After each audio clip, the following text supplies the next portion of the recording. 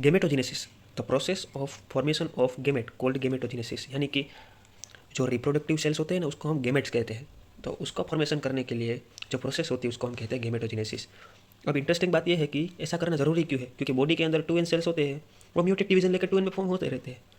पर अगर आप लोग लॉजिक लगाओ कि मान लो कि बॉडी के अंदर 2n सेल है, तो अगर स्पर्म भी अगर 2n का फॉर्म हो जाएगा और ओवम भी 2n का फॉर्म हो जाएगा, तो जाइगोट होगा वो 4n का फॉर्म होगा, जो कि हमारे बॉडी के अंदर जो भी सेल होते हैं वो तो सब 2n के होते थे ना। तो जो ह्यूमन फॉर्म होगा वो क्या होगा, 4n का फॉर्म होगा, जो कि एबनॉर्मल होगा। इसीलिए बॉडी क्या करता है, मियोटिक डिवीज़न और मियोसिस डिवीज़न इन दोनों को साथ में लेकर एक प्रोसेस बनाता है, जिससे हमें एन क्रोमोसोम वाला एक रिप्रोडक्टिव सेल मिलता है, जिसको मेल के अंदर हम स्पर्म कहते हैं और फीमेल के अंदर हम ओवम कहते हैं। तो ये जो एन वाले होते हैं वो क्या बना देंगे, लास्ट में एक जाइगोट बनाएंगे, वो बनेगा क्या, 2n वाला। यानी कि जो ह्यूमन फॉर्म होगा उसके अंदर सारे सेल होंगे, वो सब कौन से होंगे, 2n वाले, जो किसकी हेल्प से बने होंगे, गेमेटोजेनेसिस की। इसलिए गेमेटोजेनेसिस मियोटिक डिवीज़न का यूज़ करके स्टेम सेल का पूल बना देता है। स्टेम सेल क्या है कि उसके पास पोटेंसी होती है कि वो चाहे तो अपनी साइज मतलब अपनी नंबर भी बढ़ा सकते हैं और एक टाइप का रिप्रोडक्टिव सेल भी फॉर्म कर सकते हैं। इसलिए हमने इधर इन जनरली बात की है कि स्टेम सेल है जो क्या करते हैं, form long time gamete. Reproductive cell की ज़रूरत पड़ी तो वो अपने स्टेम सेल को बोलेगा कि भाई तू मियोसिस डिवीज़न कर और एक मैच्योर गेमेट बना ले, ताकि वो क्या करेगा, फर्टिलाइजेशन के एबल एक गेमेट बना देगा। तो इसी सारी प्रोसेस को हम बोलते हैं गेमेटोजेनेसिस। ठीक है, अब हम पर्टिकुलरली प्रोसेस को समझते हैं। तो मैंने बोला 2n सेल्स, तो सेकंड वीक या थर्ड वीक में, मतलब अभी भी बच्चा माँ की पेट में है, डेवलपमेंट स्टेज में है, तो उसमें प्रीमोडियल जर्म सेल होते हैं जो एपीब्लास्ट में फॉर्म होते हैं। ये प्रीमोडियल जर्म सेल को फोर्थ में के बोलते हैं कि तू भाई योग सेक में जा, उधर से तू नीचे चले जाना। नीचे क्यों, तो ये योग सेक में चले जाते हैं। योग सेक में जाने का क्यों कहते हैं, योग सेक में सॉरी नहीं जाते, ये योग सेक के बाजू में ही रहते हैं। क्योंकि मतलब सोचो, अगर हमारा ह्यूमन एम्ब्रियो में जो डेवलपमेंट चल रहा है तो उधर कोड है, अगर इधर प्रीमोडियल जर्म सेक फॉर्म हो गए तो उसको योग सेक के पास पहुँच जाएंगे। सॉरी, जो मैंने बोला कि योग सेक में जाएंगे, योग सेक के बाजू में रहेंगे, मतलब उसके नियर सराउंडिंग रहेंगे। तो ये योग सेक के बाजू में क्यों चले जाते हैं, ताकि जब ज़रूरत पड़ेगी तो वो गोनाड में एंटर हो जाएंगे और आगे की प्रोसेस चालू कर लेंगे। तो जैसे ही अगर फोर्थ वीक आता है तो योग सेक के बाजू में जाके वो गोनाड्स में चले जाते हैं। अभी मैं गोनाड इसलिए बोल रहा हूँ क्योंकि अभी भी टेस्टिस बनना है या ओवेरी बनना है वो डिसाइड नहीं हुआ है। अभी जब बर्थ होता है तो होता क्या है कि हमारे पास क्रोमोसोम आ जाता है, अगर वाई जीन होगा तो मतलब मेल फॉर्म होगा, यानी कि पहले से डिसाइड हो जाता है कि कौन फॉर्म होगा, मेल फॉर्म होगा या फीमेल फॉर्म होगा। तो अगर सेल को मैसेज मिलेगा वाई जीन से, वाई जीन के पास SRY जीन होता है, SRY जीन एक्टिवेट होकर एक फैक्टर होता है TDF फैक्टर, जो कहते हैं टेस्टिस डिटर्मिनिंग फैक्टर, वो मैसेज देगा कि गोनाड्स को टेस्टिस में कन्वर्ट करो। अगर गोनाड टेस्टिस में कन्वर्ट होगा तो PGC भी क्या होंगे, स्पर्मेटोगोनिया में कन्वर्ट हो जाएंगे। और फीमेल के अंदर वाई जीन नहीं होगा, इसका मतलब XX होगा, तो SRY जीन नहीं मिलेगा, तो TDF भी नहीं मिलेगा। तो अल्टीमेटली उसके अंदर जो गोनाड होता है उसको यही मैसेज जाएगा आगे जाके कि भाई कोई फैक्टर वेक्टर का मैसेज नहीं मिला है, तो हमें गोनाड्स को किस में कन्वर्ट करना है, ओवेरी में कन्वर्ट करना है। तो PGC सेल्स भी क्या करेंगे, ऊगोनिया में कन्वर्ट हो जाएंगे। PGC का मतलब है प्रीमोडियल जर्म सेल रह रहा हूँ, तो PGC अल्टीमेटली स्पर्मेटोगोनिया में या ऊगोनिया में कन्वर्ट होना है, वो इस तरह डिसाइड हो जाता है। ठीक है, तो ये बेसिक था, ये मैंने समझा दिया आपको। अब स्पर्मेटोगोनिया और ऊगोनिया हमारे स्टेम सेल ही है, क्योंकि उसके पास 2n सेल है, तो अभी भी उनको कोई गेमेट फॉर्मेशन का अभी भी कि मियोसिस में जाना है अभी नहीं मैसेज मिला, तो वो भी मियोटिक डिवीजन करके अपनी संख्या अपना सेल कुल बढ़ाते रहेंगे, ताकि आगे जाके हमें बहुत सारे गेमेट मिलते रहे। ठीक है, तो अभी हम पर्टिकुलरली आगे जाके देखेंगे कि स्पर्मेटोगोनिया अगर बनेगा तो स्पर्मेटोजेनेसिस स्टार्ट होगा और ओगोनिया बनेगा तो ऊजेनेसिस स्टार्ट होगा। तो नेक्स्ट अब हम देखेंगे कि पूरी स्पर्मेटोजेनेसिस प्रोसेस क्या होती है और ऊजेनेसिस प्रोसेस क्या होती है। ठीक है, तो अभी हम स्पर्मेटोजेनेसिस पढ़ रहे हैं। तो मैंने कहा था कि पहले PGC सेल्स क्या करेंगे कि अगर उसका Y क्रोमोसोम होगा तो SRY जीन से उसको एक्टिवेशन मिलेगा और TDF फैक्टर से वो PGC सेल्स स्पर्मेटोगोनिया में ट्रांसफ़र हो जाएंगे, जो कि मैंने पहले अभी कहा था गेमेटोजेनेसिस में। तो अब क्या होगा, जैसे ही बर्थ होगा बच्चे का तो सारे PGC सेल्स स्पर्मेटोगोनिया में ट्रांसफ़र हो गए। तो अभी प्यूबर्टी तक हमें कोई ज़रूरत नहीं है स्पर्म की, क्योंकि जब हार्मोन प्यूबर्टी में हार्मोन सब ज़्यादातर मिलेंगे, मतलब FSH LH, तो क्या होगा कि स्पर्मेटोगोनिया आगे स्पर्म में ट्रांसफ़र होने के लिए एकदम रेडी हो जाएगा। तो अभी फ़िलहाल स्पर्मेटोगोनिया का एक ही काम होगा कि ज़्यादातर उसकी संख्या को बढ़ाए रखे, ताकि 75 ईयर्स अराउंड स्पर्म है ना ख़त्म ना हो। यही रीज़न है कि मेल में स्पर्म कभी ख़त्म नहीं होते। इसका रीज़न स्पर्मेटोगोनिया उसके मिटोसिस डिवीजन से देगा। कैसे, तो स्पर्मेटोगोनिया टाइप A और टाइप B दो टाइप के होते हैं।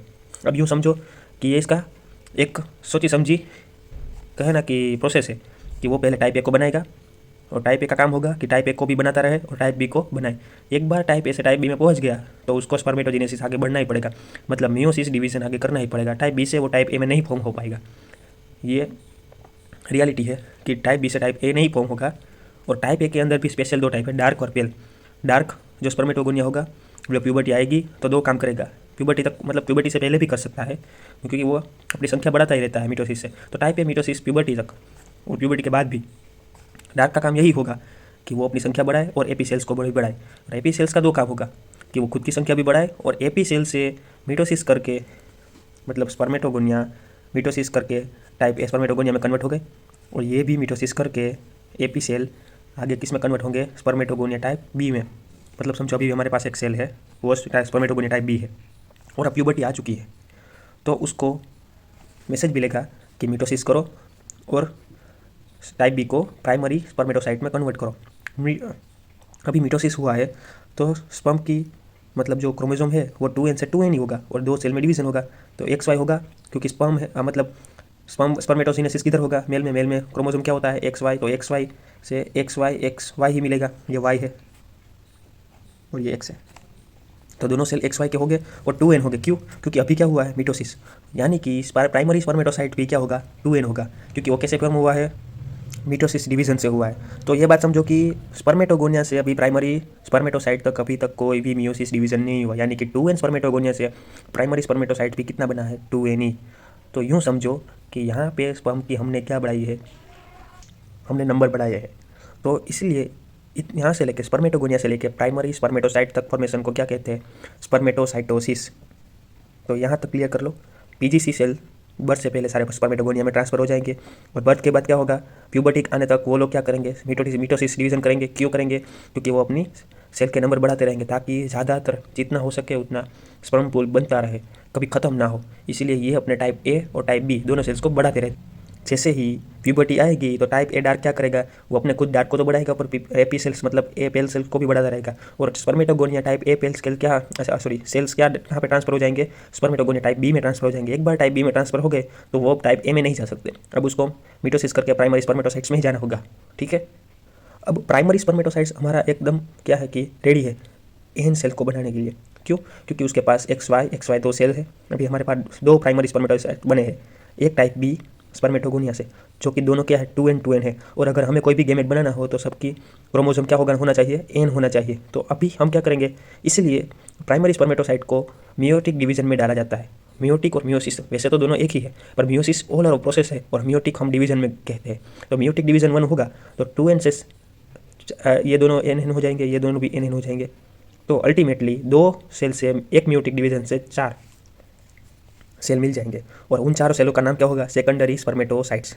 यानी कि प्राइमरी स्पर्मेटोसाइट से सेकेंडरी स्पर्मेटोसाइट मियोटिक डिवीजन 1 से मिलेगा। ठीक है, और अब secondary spermatocyte meiotic division 2 complete करेगा और ये चारों के चारों सेल सब डबल हो जाएंगे और पर उसके क्रोमोसोम की लेंथ n ही रहेगी, वो अब डिवाइड नहीं होगी क्योंकि मियोटिक डिवीजन 2 में ऐसा नहीं होता है।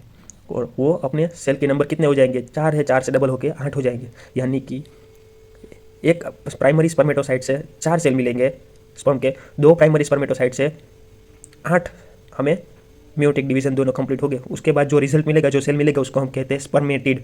अभी हम सेकेंडरी स्पर्मेटोसाइट के मियोटिक डिवीजन 2 के बाद जो भी रिजल्ट मिलता है उसको हम स्पर्मेटिड कहते हैं। क्यों? अभी स्पर्मेटोजुआ बना नहीं है, इसका मतलब स्पर्मेटोजिनेसिस की प्रोसेस कंप्लीट नहीं हुई है। यानी कि प्राइमरी स्पर्मेटोसाइट से स्पर्मेटिड बनने के लिए कौन सी प्रोसेस लगती है, मियोसिस। ठीक है, तो अब स्पर्मेटिड बन चुका है। एक प्राइमरी स्पर्मेटोसाइट से 4 पर स्पर्मेटिड बनेंगे, 2 प्राइमरी स्पर्मेटोसाइट से 8 स्पर्मेटिड बनेंगे। ठीक है, और एक स्पर्मेटोगोनिया टाइप बी से 8 स्पर्मेटिड बनेंगे। तो ये सब कंफ्यूजन नहीं होना चाहिए, इसलिए मैंने यहाँ पे सेल सारे नंबर ड्रॉ किए हैं। ठीक है, और अभी एक टॉपिक आता है सेक्स डिटर्मिनेशन, जो कि सेक्स डिटर्मिनेशन कौन किसके ऊपर डिपेंड है, मेल गेमेट के ऊपर ही डिपेंड है। क्यों? अभी समझाता हूँ। देखो XY है टाइप बी स्पर्मेटोगोनिया, वो मिटोसिस डिवीजन लेंगे तो प्राइमरी स्पर्मेटोसाइट में NN मिलेगा। अब यहाँ पे मियोटिक डिवीजन लेंगे तो ये गेमेट के जो क्रोमोसोम है 2n वो क्या हो गए, डिवाइड हो गए। तो एक साइड X जाएगा, एक साइड Y जाएगा, एक साइड X जाएगा, एक साइड Y जाएगा। ओके, तो अब समझ में आया कि अगर सोचो ये X क्रोमोसोम वाला सेल्स आगे जाके मैच्योर स्पर्म बन जाता है और आगे जाके फर्टिलाइज हो जाता है तो क्या बनेगा, फीमेल बन जाएगी। अगर Y क्रोमोसोम आगे जाके स्पर्म बन जाता है और फर्टिलाइज हो तो क्या बनेगा, मेल बन जाएगा। यानी कि सेक्स डिटर्मिनेशन किसके ऊपर डिपेंड करता है, मेल गेमेट के ऊपर, क्योंकि यहाँ पे मियोटिक डिवीजन से ये X और Y 2 क्रोमोसोम ऐसे डिवाइड हो जाते हैं। ठीक है, अब हम बढ़ते हैं अपनी लास्ट प्रोसेस स्पर्मेटोजिनेसिस में, उसका नाम है स्पर्मियोजिनेसिस। यहाँ पे कन्फ्यूजन बहुत होता है स्पर्मेटोजेनेसिस के अंदर स्पर्मेटिड को स्पर्मेटोजुआ में ट्रांसफ़र करने के लिए जो प्रोसेस होती है उसको कहते हैं स्पर्मियोजेनेसिस। तो दोनों में नाम में थोड़ा ही फर्क है, स्पर्मियोजेनेसिस और स्पर्मेटोजेनेसिस। स्पर्मेटिड के सेल्यूलर चेंजेस और मॉर्फोलॉजिकल चेंजेस को कहते हैं स्पर्मियोजेनेसिस। तो स्पर्मियोजेनेसिस को मैंने बोला था कि देखो अभी हमारा स्पर्मेटिड होगा ना तो वो ऐसा दिखेगा, पर हमने रियलिटी में स्पर्म की जो डायग्राम है ऐसी देखी है, बराबर। तो ये मैच्योर स्पर्म ऐसा बनना चाहिए, पर अभी हमारा स्पर्मेटिड ऐसा होता है, उसका न्यूक्लियस भी ऐसा होता है, उसके अंदर जो सेल होता है ये गोल्गी है, गोल्गी। तो अभी होता क्या है कि स्पर्मेटिड, मैं कहता हूँ अभी स्पर्मेटिड से मैच्योर स्पर्म, जिसको हम कहते हैं स्पर्मेटोजुआ, वो बनने में क्या क्या होता है। तो ये 6 चेंजेस तो होते ही है, और छोटे मोटे भी चेंजेस होते हैं, पर मेजर 6 चेंजेस होते हैं, उसको हम डिस्क्राइब करेंगे अभी। एक स्पर्मेटिड को स्पर्मेटोजुआ में ट्रांसफर होने के लिए 24 दिन लगते हैं। तो उसमें क्या होता है, स्पर्मेटिड में न्यूक्लियर मॉर्फोलॉजिकल चेंजेस होता है, तो वो पहले देखते हैं। अभी न्यूक्लियस देख रहे हो, ये सेंटर वाला न्यूक्लियस है, स्पेलिंग में प्रॉब्लम हो सकता है, आप रीचेक कर लेना। ये न्यूक्लियस है, ये न्यूक्लियस आगे जाके थोड़ा थोड़ा ऐसे चेंजेस होता रहता है, देख रहे हो न्यूक्लियस लास्ट में, ऐसा मतलब न्यूक्लियस का कंसोलिडेशन कंडीशन हो गया है। तो न्यूक्लियस का कंडीशन हो गया है और मॉर्फोलॉजिकल चेंजेस हो गया उसकी साइज़ में, पहले से सर्कुलर था अब ये हो गया। क्यों ऐसा हुआ, ताकि ये जो होता है ना, इसको कहते हैं एक्रोसोमल कैप। ये एक्रोसोमल कैप ज़्यादातर कवर कर सके ना, इसका 2/3 पार्ट न्यूक्लियस का कवर कर लेती है ये, इसलिए ऐसा चेंजेस बना जाता है। अब होता है टेल का फॉर्मेशन, इधर होता है सेंट्रियोल से नीचे एक जेल फिलामेंट बनता है, देख रहे हो ये फिलामेंट बनता जाता है, और ये फिलामेंट ग्रो होता जाता है, और लास्ट में ऐसे ग्रो हो जाता है। और अब अभी हमें बनाना है मेन, जरूरी है एक क्रोमोसोमल कैप। क्यों, जब जोना पेल्यूसिला मतलब जो मेच्योर हुआ होगा ना, उसके पास जोना पेल्यूसिला होगा, तो वो सब लेयर तोड़ने के लिए एक एंजाइम प्रोसेस चाहिए, और वो प्रोसेस करने के लिए हमारे पास होनी चाहिए एक क्रोमोसोमल कैप। एक क्रोमोसोमल कुछ नहीं है, बस सारे न्यूक्लियस के गोल्गी होगी ना, गोल्गी के अंदर क्या होता है, एंजाइम्स होते हैं, वो जो लाइसोजाइम मल्टीपल एंजाइम बनाते हैं ना, वो गोल्गी वो इधर आके सब इकट्ठा हो जाते हैं और एक बनाती है एक क्रोमोसोमल कैप। ठीक है, तो ये क्रोमोसोमल कैप लास्ट में ऐसे बन जाती है, ताकि जब भी स्पर्म एंटर करेगा ऐसे ओवम पे, तो वो फटेगी और वो स्पर्म के अंदर का जो न्यूक्लियस होगा उसके क्रोमोसोम अंदर चले जाएंगे। इसीलिए एक क्रोमोसोमल कैप फॉर्मेशन जरूरी है। और रीअरेंजमेंट ऑफ ऑर्गेनाइज, ये माइटोकॉन्ड्रिया देख रहे हो, उसको हम क्या कहते हैं, पावर हाउस कहते हैं। तो माइटोकॉन्ड्रिया से इकट्ठी होती जाएगी और लास्ट में से रीअरेंज हो जाएगी। तो मिडिल पीस में सारी क्या होगी, माइटोकॉन्ड्रिया। ठीक है, तो माइटोकॉन्ड्रिया समझ में आ गया। अब शेडिंग ऑफ साइटोप्लाज्म में कह रहा, 6 नहीं, ये 5 चीज़ें, ये इधर शेडिंग ऑफ साइटोप्लाज्म, 6 नहीं, शेडिंग ऑफ साइटोप्लाज्म है। तो साइटोप्लाज्म बहुत होता है पहले स्पर्मेटिड में, तो धीरे धीरे करके सर्टोली सेल में उसका यूटिलाइज कर लेती है, उसका रीअरेंजमेंट कर लेती है और उसको कम कर देती है। ये देख रहे हो, यहाँ पे साइटोप्लाज्म बहुत कम हो गया, मोस्टली यहाँ पे ही होगा, एक्सियल फिलामेंट में ही साइटोप्लाज्म दिखाई देगा। यहाँ पे भी एक होगा, वो होगा प्रोक्सिमल सेंट्रोसोम। ठीक है, तो ये सब चेंजेस होते हैं स्पर्मियोजेनेसिस में।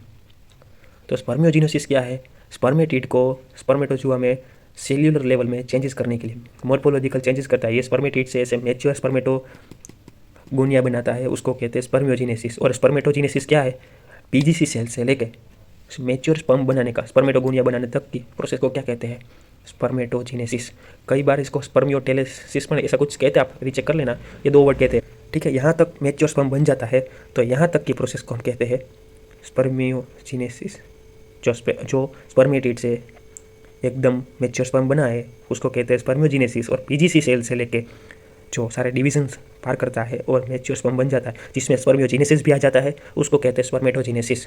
तो अभी हमारा मैच्योर एन सेल वाला स्पर्म बन चुका है, तो इस एंटायर प्रोसेस को, पूरी प्रोसेस को हम क्या कहेंगे, स्पर्मेटोजेनेसिस। ओके, अगर एक्स क्रोमोसोम वाला स्पर्म फर्टिलाइजेशन होता है तो फीमेल बनता है, वाई क्रोमोसोम वाला स्पर्म फर्टिलाइजेशन होता है तो मेल बनता है। सिंपल बेसिक सेक्स डिटर्मिनेशन का यही रूल है, जो किसके ऊपर डिपेंड करता है, मेल गेमेट के पास कौन सा क्रोमोसोम है उसके ऊपर। तो अभी हमने स्पर्मेटोजेनेसिस देख लिया, सेक्स डिटर्मिनेशन देख लिया, आगे हम देखेंगे oogenesis।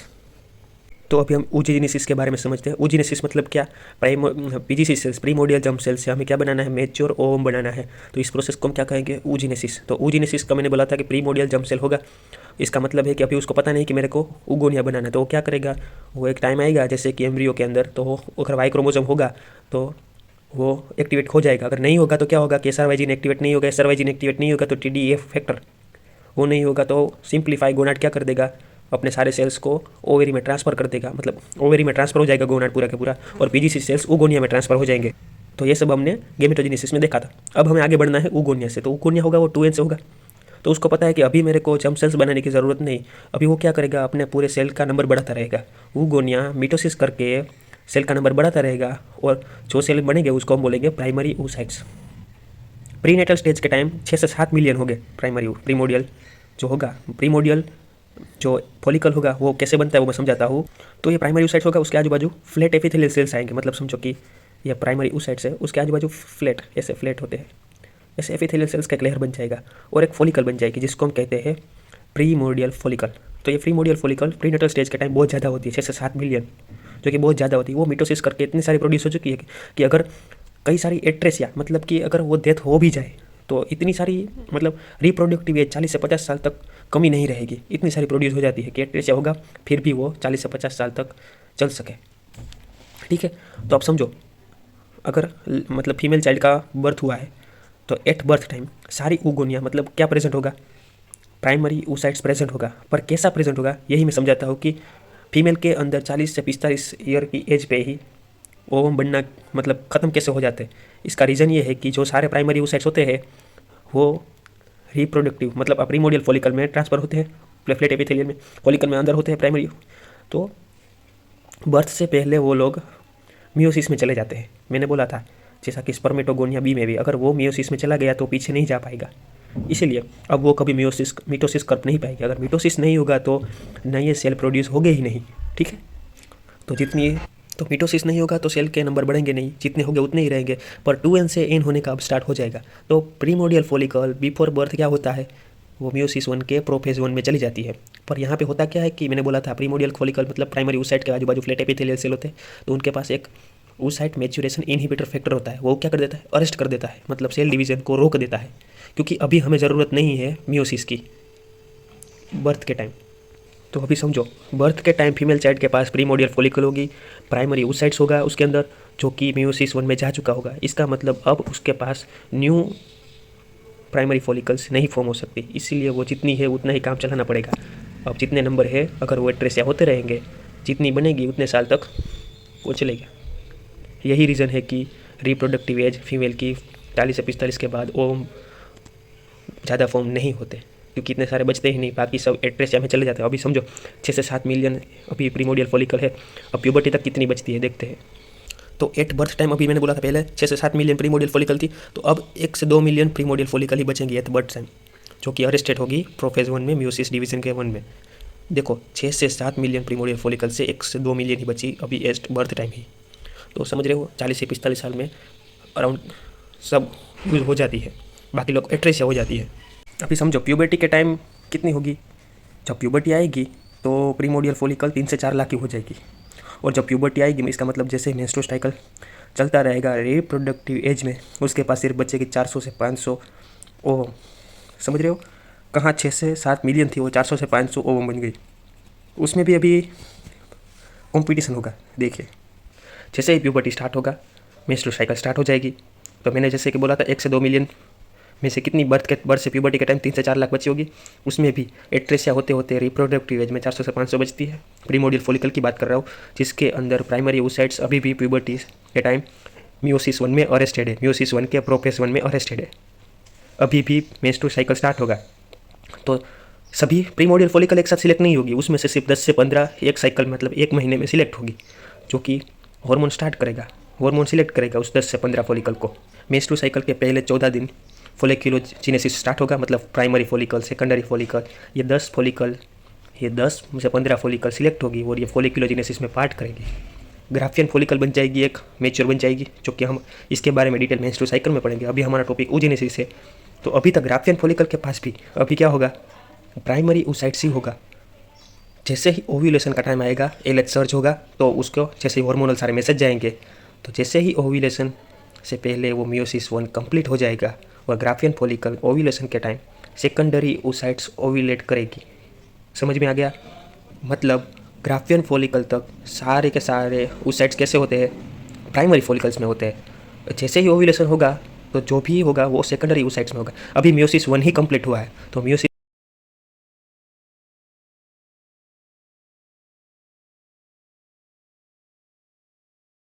मियोसिस 1 हो कंप्लीट हुआ तो मियोसिस 2 स्टार्ट हो जाएगा।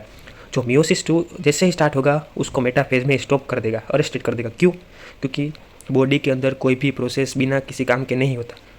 अब बॉडी को पता है कि हर महीने फर्टिलाइजेशन नहीं होगा, तो जो फर्टिलाइजेशन होगा तो ही कंप्लीट oogenesis की प्रोसेस होगी, बराबर, तो ही मैच्योर ओवम बनेगा, वरना हर महीने सेकेंडरी oocytes बनेगा। जैसे मेटाफेज में मियोसिस 2 में अरेस्टेड रहेगा, अगर फर्टिलाइजेशन नहीं होगा तो वो डिजनरेट होकर as a menstrual product, menstrual waste से निकल जाएगा। ठीक है, जैसे ही मियोसिस 1 कंप्लीट होता है तो मैंने बोला एक सेल से 2 सेल में ट्रांसफर होगा, 2 एन सेल बनेंगे, तो जो मेन एन सेल होगा उसको ही हम बोलेंगे सेकेंडरी oocyte, और जो वेस्टेड क्रोमोसोम होगा और वेस्टेड सब चीज़ होगी उसको हम बोल देंगे, जो सेल्स को नाम बोल देंगे फर्स्ट पोलर बॉडी। अभी यहाँ पे फर्स्ट पोलर बॉडी बन चुका है। ठीक है, तो मैंने कहा था कि ओव्यूलेशन के आफ्टर सेकेंडरी oocytes प्रोड्यूस हो जाएगा फर्स्ट पोलर बॉडी के साथ, और मियोसिस डिवीज़न 2 में चला जाएगा, मेटाफेज 1 में वो अरेस्ट हो जाएगा। अगर स्पर्म का कॉन्टैक्ट होगा, फर्टिलाइजेशन होगा, तो ही मियोसिस डिवीज़न 2 कंप्लीट होगा, और अगर फर्टिलाइजेशन नहीं होगा तो वो मेंस्ट्रुअल वेस्ट के प्रोडक्ट के रूप में वो क्या हो जाएगा, ब्लीड हो जाएगा। ठीक है, मान लो फर्टिलाइजेशन होता है तो क्या होगा, मियोसिस 2 कंप्लीट हो जाएगा।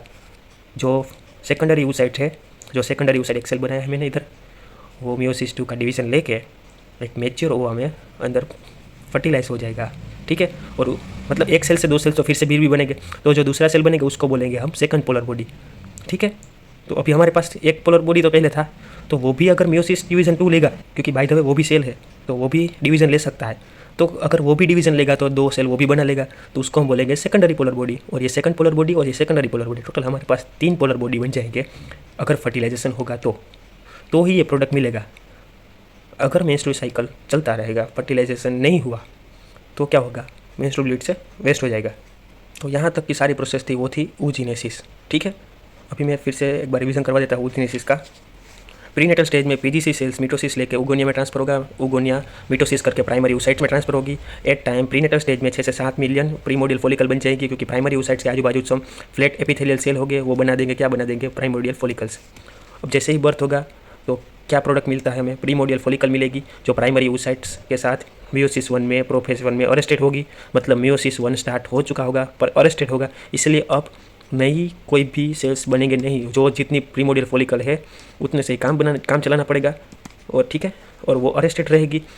जैसे ही प्यूबर्टी आएगी, प्यूबर्टी तक वो 1 से 2 मिलियन, मतलब उसे बर्थ के टाइम 1 से 2 मिलियन होगी, उससे भी घट के 3 से 4 लाख हो जाएगी। पूरे रिप्रोडक्टिव एज में 4 से 5 ओम जितनी ही बचेगी प्रीमोडियल फॉलिकल। ठीक है, तो जैसे ही मेंस्ट्रुअल साइकिल स्टार्ट होता है 1 से 14 दिन में जो फॉलिकल्स होगी फॉलिकुलोजेनेसिस में जाएंगी। अभी भी यहाँ पे प्राइमरी oocytes अरेस्टेड है, ग्राफियन फॉलिकल बनी। जैसे ही एलएच सर्ज बनेगा तो वो अपना मियोसिस 1 कंप्लीट कर लेगी, ओव्यूलेशन हो जाएगा। ओव्यूलेशन के प्रोडक्ट में जो प्राइमरी oocyte होगा वो सेकेंडरी oocyte में कन्वर्ट हो जाएगा, तो 2 सेल्स बनेंगे, एक सेकेंडरी oocyte बनेगा और एक फर्स्ट पोलर बॉडी बन जाएगा। एट ओव्यूलेशन आफ्टर हमें एक सेकेंडरी oocytes मिल जाएगा जो मियोसिस 1 डिवीज़न का रिजल्ट होगा, और एक पोलर बॉडी मिल जाएगा। ठीक है, और अब क्या होगा, सेकेंडरी oocytes डायरेक्ट स्टार्ट हो जाएगा मियोसिस डिवीज़न 2 के लिए, पर मेटाफेज में ही वो क्या हो जाएगा, अरेस्टेड हो जाएगा। अगर फर्टिलाइजेशन हुआ, स्पर्म का कॉन्टैक्ट हुआ, तो ही वो अपना मियोसिस डिवीज़न 2 कंप्लीट करेगा और मैच्योर ओवम में ट्रांसफर हो जाएगा, और उसके दूसरा सेल का नाम होगा सेकंड पोलर बॉडी। और अगर दूसरा सेल भी अगर ऐसे ही डिवीज़न लेता है साथ ही साथ, तो वो भी 2 सेल में ट्रांसफर हो जाएगा, पर वो सब वेस्ट प्रोडक्ट है, इसलिए उन सेल का कुछ काम नहीं, तो उस सेकेंडरी पोलर बॉडी कहलाएगा। मतलब एट फर्टिलाइजेशन होगा तो 3 पोलर बॉडी भी हो सकता है और एक मैच्योर ओवम रिजल्ट मिल सकता है। अगर फर्टिलाइजेशन नहीं होगा तो वो यहाँ तक ही रहेगा, कहाँ तक, फर्टिलाइजेशन नहीं हुआ तो क्या हो जाएगा, डीजनरेट हो जाएगा। ठीक है, तो यहाँ तक ये पूरा जो साइकिल है, मतलब यहाँ तक की जो प्रोसेस है उसको हम कहते हैं oogenesis। ठीक है, तो हमने गेमेटोजेनेसिस में स्पर्मेटोजेनेसिस, oogenesis और सेक्स डिटर्मिनेशन ये सब कुछ हमने देख लिया। Thank you.